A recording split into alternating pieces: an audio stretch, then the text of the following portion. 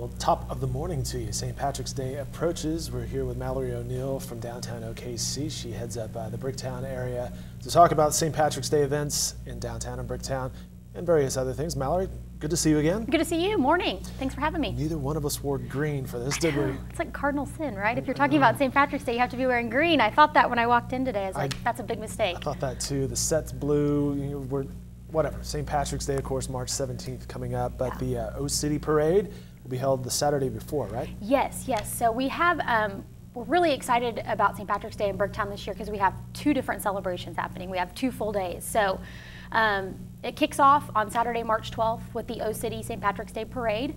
It'll start at 11 a.m.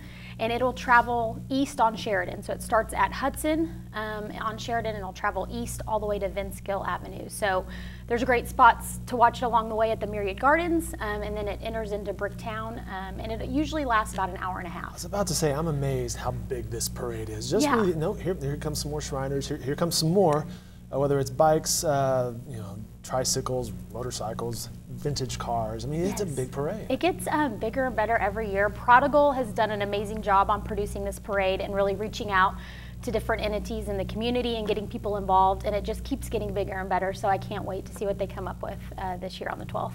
So that'll be Saturday, March the 12th in Bricktown. I've been there a lot of times for this parade, and typically hanging out at Tapworks, and that's going to be a key destination this year too. Yeah, it's perfect. So the parade is great. It's kid friendly. We welcome families and kids to come to that. If you're looking to hang around and drink some green beers and party with us throughout the day and the evening, Tapworks is the place to be. They are back with doing their St. Patrick's Day block party in their parking lot. It's actually moving to the parking lot east of Tapworks this year, so we'll have a little bit bigger space.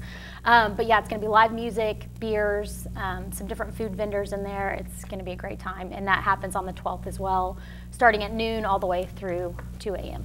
One of the fun things about the parade, the bagpipes from the various groups, they'll march down, and then a lot of times they'll invade Tapworks, and Tapworks is, you know, a good intimate space, so it's just booming when they get going, and it's very cool. It's awesome. It's so cool. Last year too, we were eating at Fuzzy's, and the bagpipes came in, and they just stopped everybody mid-bite eating their nachos at Fuzzy's and just played. So it's so cool. It's just a really great atmosphere that day in Bricktown. Plus, there's nothing wrong with some Fuzzy's tacos, that's for sure. There's nothing wrong with Fuzzy's tacos. Those are always good any day. Absolutely.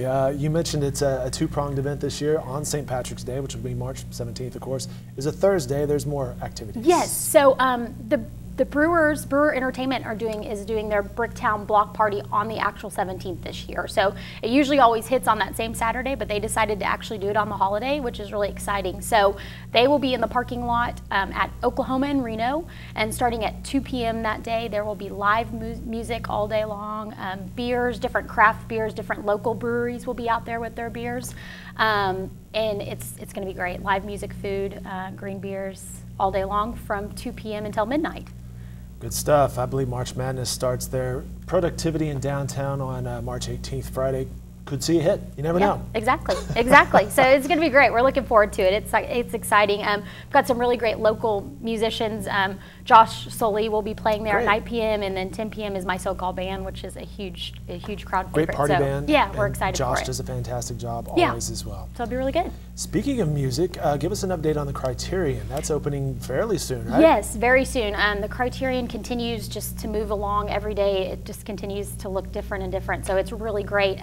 The first concert is set for March 26th, which is Ben Rector. So we are getting really close to opening day. It's really exciting. March 26th. It's like we're a month away or 5 weeks away, I guess. Exactly. So yeah, it's exciting. And they just continue to add more and more dates. So it looks like it's going to be a really full spring at the Criterion in summer. We're excited about it.